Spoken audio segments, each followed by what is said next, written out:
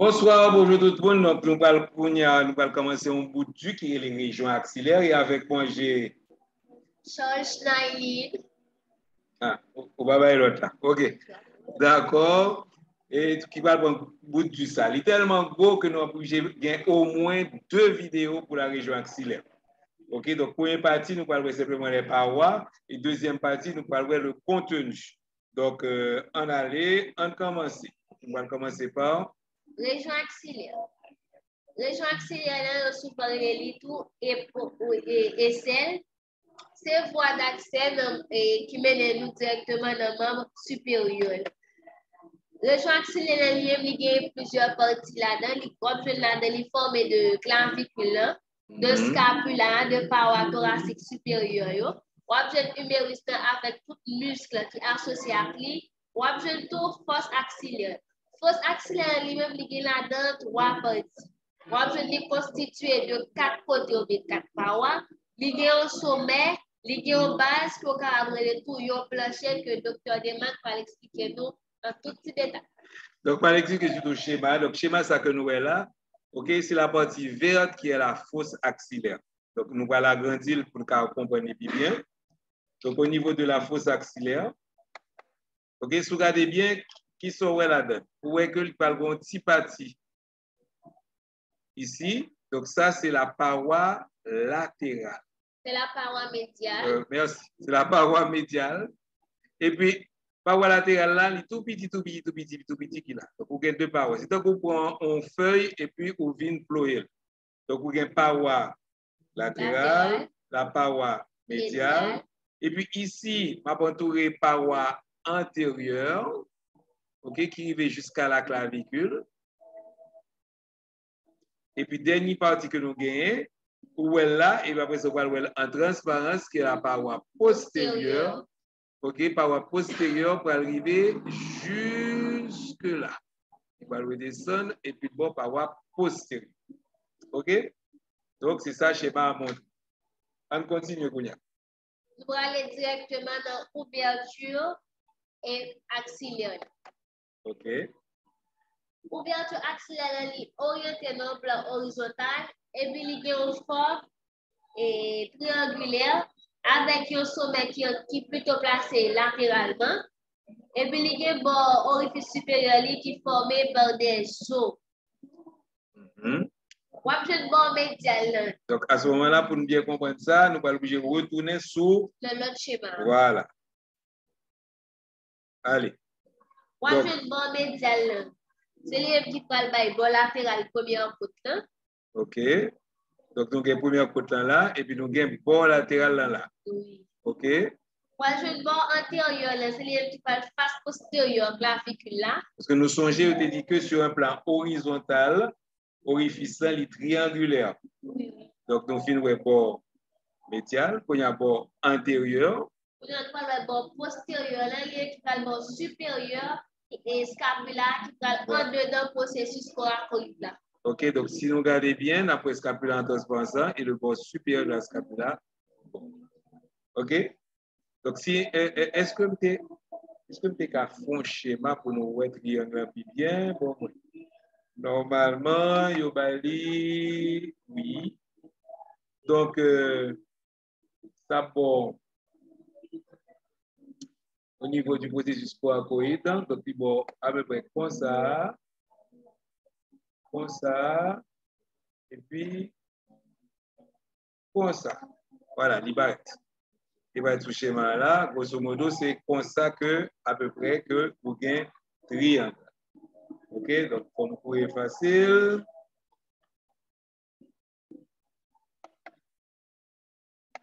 Bon, OK, d'accord. Donc, ça, c'était l'ouverture axillaire. Donc, ensuite, dans l'ouverture, ça, qu'est-ce qu'il y a là-dedans? Apex et triangle qui représente l'ouverture force axillaire qui va être placée latéralement, qui va être formée avec bord médial, processus coracoïde. OK. C'est avec ça que je viens de démontrer sous le schéma. Ensuite, voilà. Ensuite, on a parlé principaux différents vaisseaux avec l'air qui gagne le parti. Moi, les principaux vaisseaux avec l'air qui peuvent sortir dans le bras, qui peuvent passer dans le bord latéral, première fois pour traverser l'ouverture pour s'accélérer là. Ils peuvent entrer sur la terre, qui peuvent l'élever, croiser le bord latéral, première fois qui peuvent changer de nom, qui peuvent venir par nous, artère axillaire. C'est-à-dire que pour la veine, c'est le contraire. C'est le contraire. C'est la veine axillaire qui est au niveau du bord latéral, palbaille, artère, veine sous-clavière. Voilà. Ensuite. Vous pouvez jouer vaisseau inférieur, c'est-à-dire vaisseau qui se situe plus bas dans le plexus brachial, il va passer juste sur le premier coup de temps, comme artère et veine sous-clavière, artère verticale, artère avec veine axillaire. Dans le niveau ça, il va séparer par muscle scalène antérieur. On va faire ça au niveau de la première côte. Oui, donc, non, ça veut dire qu'au niveau l'artère subclavière et la veine subclavière sont séparées par le tendon du muscle scalène antérieur. Et on montre au lit là. Oui. OK? Ensuite. Veine déplacée de la partie antérieure, c'est-à-dire veine plus devant que antérieure. OK. Donc, ça, c'était l'ouverture axillaire. OK. Dans le voile, la paroi antérieure. Paroi antérieure pour axillaire formée par des portions latérales du muscle grand pectoral. On a le muscle pectoral qui va couvrir par le muscle grand pectoral. On a tout muscle sous-clavier. On a le fascia par les fascia clavier pectoral. Et qui j'ai disposé? Disposé par plan. OK? Donc, premier plan, c'est le muscle grand pectoral qui parle pour premier plan. OK? Et schéma montré pour le premier muscle grand pectoral comme ça. Si vous regardez bien, vous voyez que le muscle a deux couleurs. N'est-ce pas, Ramna? Oui, oui. Première couleur, c'est rouge. Et puis, vous avez une petite couleur blanche. Donc, couleur blanche, ça veut dire. Couleur blanche, ça signifie deux bagailles. Ça signifie que insertion muscle, c'est-à-dire côté muscle taché. Voilà. Deuxième, c'est aminci quand nous faisons tendon muscle. OK, donc lorsque le insertion large, vous mettez le comme ça. Et lorsque il vient rassembler à une insertion beaucoup plus petite, vous avez compté pour dire qui vous avez voilà où même. Tu te dis que l'y aminci? Non, vous avez compris, vous avez Qui l'est? Vous avez fait ODS, ça va. OK, donc tout vient concentré en un tendon. Et du chiasme? Voilà, tendon ou bien chiasme. OK, voilà. Et il vient insérer, donc, première partie, hein, puisque je vais considérer tous les muscles qui sont sortis du tronc vers le membre supérieur. Donc, grand pectoral va séparer en combien de parties? En deux parties. Le chef claviculaire et le chef et costal. Donc, chef claviculaire lui-même. Qui va tâcher? Il va insérer de la partie médiale et claviculaire. Donc, la moitié médiale du bord et de la face de la clavicule. Et, deuxième partie, hein? Il va insérer la partie médiale sternum. Voilà. OK? Et puis, tout pour aller vers l'humérus, il va s'insérer tout ça vers la berge latérale du sillon intertubercule. OK. On y a action du muscle pectoral. Et le pectoral, là, bien avant, tous les deux mises ensemble, oui. Bien avant, et action. À noter que le muscle pectoral, là, c'est le muscle qui piquant et qui est superficiel. Voilà. Et tout la paroi antérieure.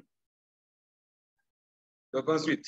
Et le muscle pectoral, là, il va permettre de réaliser flexion, adduction, rotation latérale au niveau de l'articulation cléno-humérale. Voilà, donc c'est l'épaule, l'articulation cléno-humérale, et ça va agir directement sur le bras. Exactement. Ensuite, là, ça veut dire tout chef ensemble. On y a sous-séparé deux chefs qui sont le chef claviculaire, qui action qu'il fait. Lorsque le bras est étendu à l'arrière, il va le ramener à l'avant. Tandis que le chef sternocostal lui-même, lorsque le bras est en flexion, il va étendre contre résistance. OK? Pour les gens qui ont besoin de faire moniteur. Donc, ça, c'était nous. Il est innervé par quoi? Innervé par les nerfs pectoraux médial et latéral qui sont originaires du plexus brachial de la fosse axillaire. OK. Donc, on a fini avec quoi? Avec le grand pectoral. Le plan superficiel de la paroi antérieure de la fosse axillaire. Il faut voir une longue chose. OK. Donc, schéma ça, nous avons une particularité. Si nous regardons bien, premier bagage que nous avons fait, OK? Premier bagage que nous avons fait, on a coupé le grand pectoral. Donc, on a laissé une petite des attaches claviculaires, toutes les attaches sternocostales. Et puis qui est tendon. Voilà. Et on a retiré toute la partie moyenne et on a laissé le tendon qui là va s'insérer sur. Où j'ai pensé à? Hein? Il va s'insérer sur la berge latérale du sillon intertuberculaire. Le retiré qui ça, ouais, quand on voit le blanc. Alors, dans le schéma, ça, toute partie qui est en rapport avec la paroi profonde, la partie profonde de la paroi intérieure, ils mettent en gras. Donc, où est comme un petit voile qui part de la clavicule et qui arrive au niveau du plancher. C'est le fascia clavipectoral. Et puis, vous avez deux muscles, le muscle subclavier et le muscle petit pectoral. Donc, à qui ça nous va commencer? Le muscle subclavier. OK, allez-y. Le muscle subclavier, c'est un petit muscle qui est situé profondément et au-dessus du grand pectoral. Oui, donc normalement, c'est compliqué. Mais en français, il est profond. Parce que là, on dit en bas, il y a un problème parce que subclavier, il est en bas clavicule et en même temps, il est en bas grand pectoral. OK? Donc, c'est mieux de dire en profondeur du grand pectoral et en dessous de la clavicule. OK? Donc, mieux ça, on va regarder en créole. Allez-y. Il commence dans les limites clavicule pour finir dans la première côte. OK? Donc, je dis première côte et le cartilage costal, mais sur le schéma, on va monter. Et puis, il va insérer le keyboard au niveau de la clavicule. De la partie médiane. Oui. En fait, c'est dans un sillon de la face inférieure de la clavicule. Oui, en bas clavicule. Voilà. Et il y a action. Il dirige. Il ABC moyen d'épaule là. Et en même temps, il va coller clavicule sur articulation claviculo-sternale. Oui, il stabilise l'articulation. Voilà. Ensuite. Il est énervé par le nerf du clavier. Très bien. Après ça. On va voir le nerf petit pectoral. On va voir le muscle petit pectoral. Oui, le muscle. Au capteur. Donc, le muscle petit pectoral. C'est un petit muscle qui est en forme triangulaire. Voilà, triangulaire. Qui trouve les tout en bas et muscle grand pectoral. Donc, en français, on dit dans la face profonde du muscle grand pectoral. Il commence dans le niveau parathoracique, dans le processus thoracoïde et scapulaire. Il implique trois bandes aponeurotiques côté libre insérées sur trois côtes. Sur troisième, quatrième et cinquième. Et puis, la polypine montée pour insérer le niveau des faces latérales et médiales du processus thoracoïde. Oui. Et puis, il va couvrir l'espace intercostal qui oui, c'est pour les insertions. Mais il ne va pas monter ça. Donc, au niveau des côtes, il faut qu'il insère sur les faces latérales des côtes et en même temps sur les aponeuroses des espaces intercostaux, mais il ne va pas monter. OK, puis il va le monter en haut et en dehors, il va venir insérer sur le processus thoracoïde, les faces processus thoracoïde. OK. Ensuite, l'innervé par tout ça. L'innervant. Le pectoral, il va attirer. Petit pectoral, il va attirer l'omoplate là, en avant, sous par thoracique pour abaisser et latéral. Voilà. Donc, tous les deux petits pectorales en action, leur tonique, il fait mon dos voûté. OK? Alors, ni pour le sous-clavier, subclavier, ni pour le petit pectoral, il y a l'autre action que l'autre livre conjoint. Par exemple, le cas dit que lorsque les muscles fixent la scapula et la clavicule, ni petit pectoral, ni sous-clavier, ils vont râler sous côte et devenir des muscles inspirateurs lors de l'inspiration profonde. OK? Bon, troisième structure pour finir avec le plan, la paroi antérieure, c'est quoi? C'est le fascia clavipectoral. OK.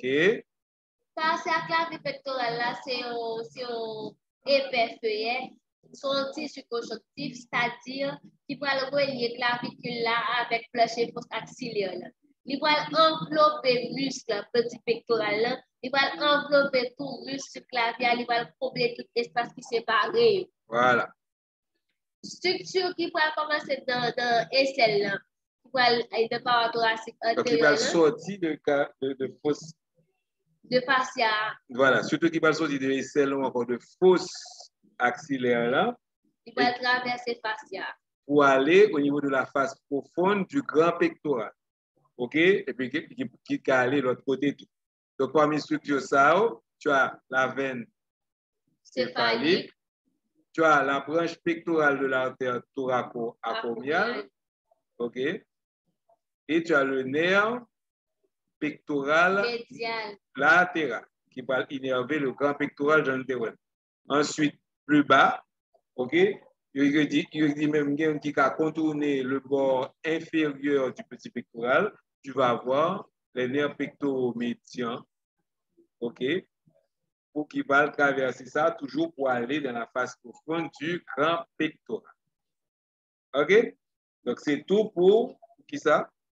Pour fascia clavipectorale. Bon, oui, mais c'est tout pour la paroi antérieure. Mais c'est tout pour la première partie. Voilà. Donc, après paroi antérieure, là, qui l'autre paroi antérieure? La paroi médiale. OK, paroi médiale. Paroi latérale et paroi postérieure. On aller pour paroi médiale. Paroi médiale fausse axillaire va former par paroi thoracique supérieure là, et il va former tout de muscle grand denté antérieur. OK, ici. On va parler de muscle grand denté antérieur qui va insérer par digitation musculaire sous face latérale. Digitation, ce sont des dents. Oui, songez ça. En créole, il y a ça, zèle. OK, le monde a battu faire dire est-ce qu'on travaille zèle. OK, donc ce sont les digitations. C'est les digitations. OK? Il va l'insérer sous face latérale, neuf première position. Il va aussi, il va l'insérer tout sous fascia et dans espace intercostaux. Dans espace intercostaux. C'est un musculage qui va diriger postérieurement autour de la paroi thoracique pour insérer sous face postale bord médial scapulaire. Donc, OK, un bord médial scapulaire là, OK, avec la face postale attenante, côté bas. Donc, pour ça, il faut décoller, ouais, pour point scapulaire et pour décoller, pour l'ouvrir. Le décoller, là, à ce moment-là, tu peux voir les insertions. Ensuite, ça nous a dit sous lui encore. Et Godot nous a dit qu'il attiré en avant scapulaire contre paroi thoracique et puis il va participer tout dans la rotation latérale scapulaire, il va le face postale scapulaire appliqué contre paroi thoracique. Voilà. Alors, pour comprendre ça, qui ça pour nous regarder Gounia? Si nous voulons comprendre, bien action dans notre clé. Nous allons regarder tout sur anatomie 3D. Nous allons sur site qui est anatomie 3D, puis nous allons regarder, il y a montré qui genre action ça fait. Parce que là, l'antigène théorique, ou pas bien sous schéma. Là, j'ai l'impression qu'il est attaché sur face latérale là, mais l'autre détaché scapulaire, puis voilà. sur face médial là. Donc, allez regarder ça sur anatomie 3D. Ensuite, est-ce que le bon nerf? Oui, nerf intercosto-brachial. Il y a deux nerfs. Donc, le nerf intercosto-brachial et on va aussi trouver le nerf long thoracique. Donc, le nerf qui est réellement pour le dentier intérieur, c'est le nerf thoracique long. OK? Donc, mais ça, oui. Structure majeure qui passe à pas nerf intercosto-brachial. Non. Puisque, en plus, c'est son nerf qui cutané, son nerf qui est sensitif. Nous parlons parce que en clinique, là, nous parlons lorsque le nerf thoracique long est atteint, OK, qui ça justement, il d'abord comme pathologie. Donc ça, c'est le petit tableau du livre. Et voilà. Donc, lorsque justement le nerf long thoracique, ok, il est atteint, donc pour et dentelé antérieur là, il n'est pas capable de quitter scapula collé sous cage thoracique là, l'on prend appui sur un mur. Donc lui-même là, ça, image ça, c'est un seul qui est atteint, tandis que là c'est tous les deux. Et il y aurait ça l'aile, ils sont dans ailes. Donc il y aurait ça scapula alata. Donc la scapula ressemble à une aile. OK? C'est justement peut-être pour ça que je dis que c'est atteinte du nerf long thoracique. Donc ça c'est la partie en clinique. Ensuite, on continue avec. Le nerf intercostobrachial. Non, je finis ça. On va continuer avec la paroi latérale. OK, donc qui ça forme les parois latérales? Aussi, bagaille tout petit, c'est le sillon intertuberculaire de l'humérus. Et sur lequel on va retrouver les trois muscles. La berge latérale est occupée par le muscle grand pectoral, tandis que le fond, le plancher, c'est par le muscle grand dorsal. Et la berge médiale par le muscle grand rond. OK. Donc ça, c'est, comme il est tout petit, par un gros baril petit, c'est la paroi latérale. Et nous allons finir avec la paroi postérieure, si je ne me trompe pas. Oui. Voilà. Paroi postérieure, axillaire liée complexe. Vous avez des structures osseuses qui peuvent former avec l'espace postal scapulaire. Vous avez tous des muscles qui peuvent là-dedans. Vous avez des muscles scapulaires qui peuvent insérer l'espace postal scapulaire. Voilà. Vous avez une partie terminale du grand rond avec le grand dorsal là, qui va aller directement dans la région scapulaire postérieure là. Vous avez une partie proximale, chef long du muscle poussière brachial. Vous allez descendre verticalement sur le paroi avec le bras. OK. Alors, partie chef long, l'elvine croisée avec grand rond et grand dorsal, il va former des sites d'espace. C'est espace là que nous avons lorsque nous avons région scapulaire postérieure. OK? C'est dans l'espace là que vous allez gagner des nerfs, des muscles, des veines qui vont entrer et sortir pour gagner la région scapulaire postérieure. Où tu as l'espace axillaire latéral, je ne vais pas insister parce que nous avons dans notre vidéo, espace axillaire médial et espace axillaire inférieur. Donc là, c'est la partie antérieure de ces espaces. OK? Mais on a tout profité, on a tout fini avec les muscles. Donc, premier, c'est le muscle subscapulaire. Quelle est l'action du muscle subscapulaire? Il permet de faire la rotation médiale du bras. OK? Et il est innervé par les branches du plexus brachial, qui sont les nerfs scapulaires inférieurs et supérieurs. Ensuite, on gagne les muscles grand rond et grand dorsal. Le muscle grand rond, OK, nous t'avons déjà avec les muscles de la partie postérieure de la partie scapula postérieure. Donc, seul bagage que nous avons pour nous parler, c'est du muscle grand dorsal. OK, qui ça veut dire sur le muscle grand dorsal? Ne pas insister. Simplement, on va dire que le muscle grand dorsal, OK, il vient, le muscle grand rond, pardon, il vient contourner, il sort derrière, et puis il vient contourner le muscle grand rond pour s'insérer en avant. OK? Et puis, déjà dit, le livre là a parlé du chef long du triceps. Et voilà. Donc, c'était tout pour les parois de la cavité ou de la fosse axillaire. La prochaine vidéo que nous allons faire, on va regarder la prochaine vidéo que nous avons besoin, c'est pour le contenu de la fosse axillaire. OK? Merci beaucoup et à la prochaine vidéo.